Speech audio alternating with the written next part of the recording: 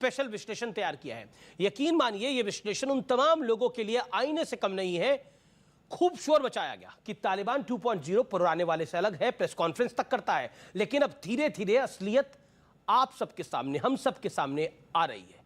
कहा गया था कि महिलाओं के अधिकार सुरक्षित रहेंगे, उनकी शिक्षा और कामकाज में कोई रुकावट नहीं होगी, लेकिन हुआ इसका ठीक उल्टा।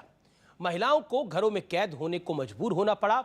कहा गया कि बच्चियां तालिबान 2.0 में बहुत सुरक्षित रहेंगी, लेकिन अब रोज खबरें आ रही हैं कि नाबालिग बच्चियों को जबरन तालिबान के आतंकी उठाकर ले जाते हैं।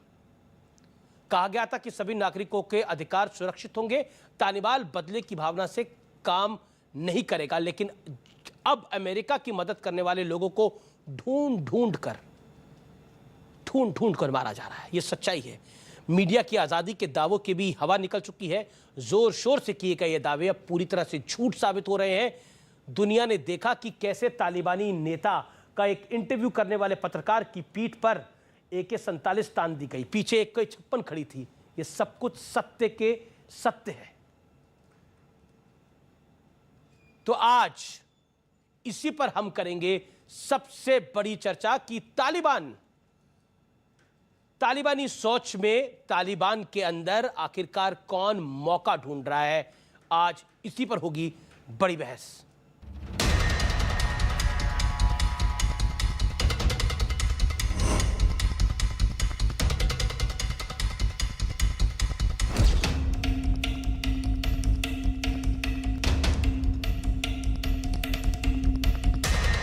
मेरे साथ आज की इस चर्चा में बात करने के लिए कौन कौन जुड़ रहा है आपको बता देता हूं। मेरे साथ आज की इस चर्चा में लंबे अरसे बाद स्टूडियोज में मौजूद है मेरे साथ 4 मेहमान। इनका दिल खोल के जोरदार तरीके से स्वागत करिए।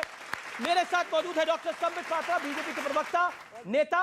मेरे साथ शहजाद पूनावाला मौजूद है जो कि राजनीतिक विश्लेषक है, चर्चा करेंगे। मेरे साथ तस्लीम रहमानी मौजूद है, MPCI के अध्यक्ष। मेरे साथ IMF के और जाने माने मुस्लिम स्कॉलर मौजूद हैं।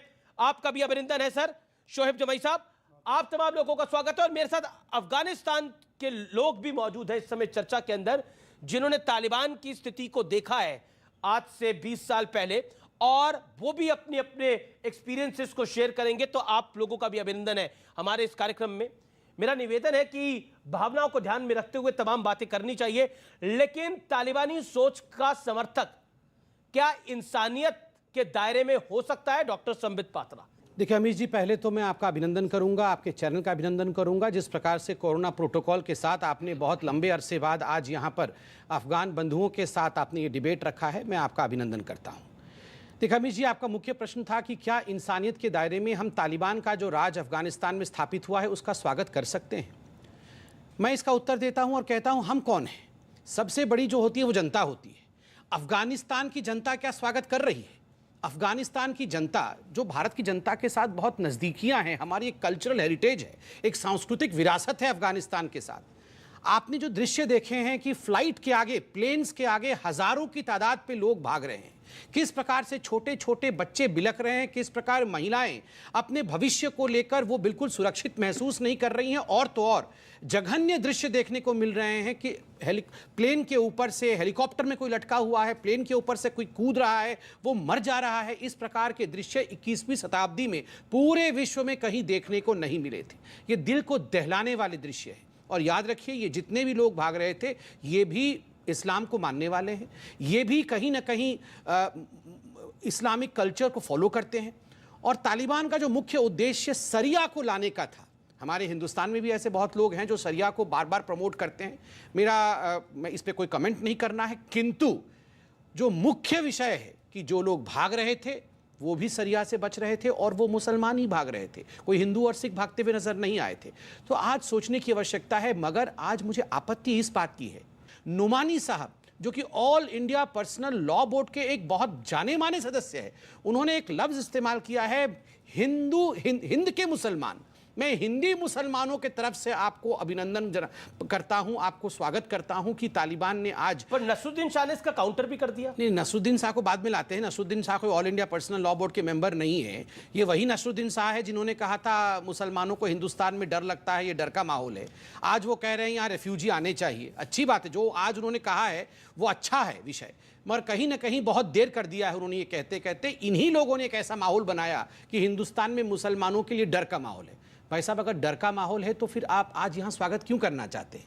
नंबर 2, आप देखिए चुने हुए सांसद बर्क साहब, जो समाजवादी पार्टी के सांसद हैं, ये पार्लियामेंट में बैठते हैं, ये लॉ मेकर हैं देश के, और ये कहते हैं कि ये जो तालिबान लड़ रहा है, ये जिस प्रकार हिंदुस्तान में आज़ादी की लड़ाई लड़ रहे थे हमारे जाबाज सिपाही, ये भी उसी प्रकार आज़ादी की लड़ाई लड़ रहे हैं। ये आज़ादी की लड़ाई लड़ रहे हैं या आज़ादी को कुचल रहे हैं? ये तो टेलीविज़न चैनल में जो दृश्य आप दिखा रहे हैं यही बता रहा है। टेलीविज़न चैनल में मौजूद हूँ, डिबेट कर रहा हूँ, वो दृश्य मैं भुला नहीं सकता। 2 बंदूकधारी तालिबान खड़े होकर के एक एंकर को कह रहे हैं कि आप बताइए, तालिबान से कोई डरने की आवश्यकता नहीं है। फीमेल एंकर्स का तो क्या हश्र हो रहा है वो आप देख ही रहे हैं। बिल्कुल आपकी बात स्पष्ट है। तो इसमें मुझे लगता है ये प्रश्न ही बेमानी है अपने आप। जी शोएब जमाई, तालिबान में मौका कौन तलाश रहा है? देखिए, कहीं ना कहीं वो नसरुद्दीन शाह जिन्हें डर लग रहा था, जो खौफजदा थे, जिनके परिवार को डर लगता था, लेकिन अब वो कह रहे हैं कि आत्ममंथन करने का समय है ये हमारे लिए। उन्होंने एग्जैक्टली कहा ये आपको पता है। क्या आपको लगता है कि जो लोग चीयर लीडिंग कर रहे हैं, जो चीयर लीडर्स बने हुए हैं तालिबान के, उन लोगों को आईना दिखाने का वक्त है ये? नहीं, मुझे लगता है कि कंफ्यूजिंग स्थिति भारतीय जनता पार्टी के लोगों को है कि भाई नसरुद्दीन शाह गुड नसरुद्दीन शाह है या बैड नसरुद्दीन शाह है, आप तय कीजिए। अभी उन्होंने बयान दिया तालिबान के खिलाफ तो वो गुड हो गए, और जब वो CA NRC पे हमारा समर्थन कर रहे थे और जो मॉब लिंचिंग पे उन्होंने कहा तो वो बैड नसरुद्दीन शाह हो गए। Point number 1। पॉइंट नंबर 2, अभी संबित भाई ने ये कहा, उन्होंने कहा था डर है, डर का माहौल है पूरे हिंदुस्तान। मैंने जवाब दे दिया, जनता समझ लेगी। दूसरी बात, उन्होंने कहा कि अफगान की जनता स्वागत नहीं कर रही है। ठीक है, अफगान की जनता 2 भागों में बटी, वहाँ कबायली उसका स्वागत कर रहे हैं, बाकी लोग नहीं कर रहे हैं। अर्बन, मैं इसका समर्थन करता हूँ, यहाँ जो बैठे हुए लोग। लेकिन कौन इनका स्वागत कर रहा है अफगानी ये तालिबान का, वो मैं आपको बताता हूँ। यूनाइटेड नेशन सिक्योरिटी काउंसिल में भारत पूरे अगस्त महीने में आप क्या कर रहे हैं? आप स्वागत कर रहे हैं कि आप नहीं, मैं बता रहा हूँ, मैं तो भारत की सरकार के साथ हूँ, उनके स्टैंड के साथ हूँ। आपका अपना स्टैंड क्या है? मेरा CA पे भारत की सरकार का स्टैंड था कि CA अच्छा है। सर, आपका स्टैंड था कि CA अच्छा नहीं है। संबित भाई बोल रहे थे, नहीं, मैं तो बोलने का मौका दे रहा हूं आपको। मत इंटरजेक्शन कीजिए, मैं बोल रहा हूँ। जी। देखिए, यूनाइटेड नेशन सिक्योरिटी काउंसिल में भारत यहाँ से पूरे महीने जो है प्रेसिडेंट अध्यक्षता कर रहा था।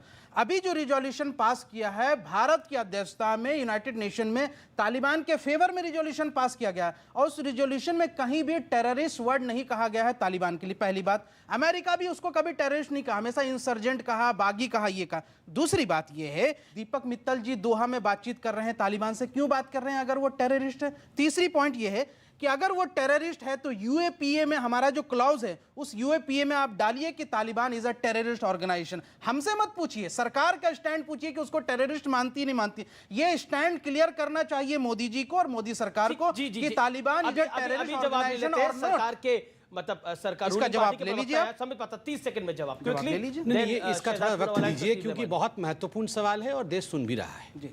याद रखिए, देश के लिए प्रायोरिटी क्या है? देश के लिए कुछ भी प्रायोरिटी नहीं है सिवाय इसके कि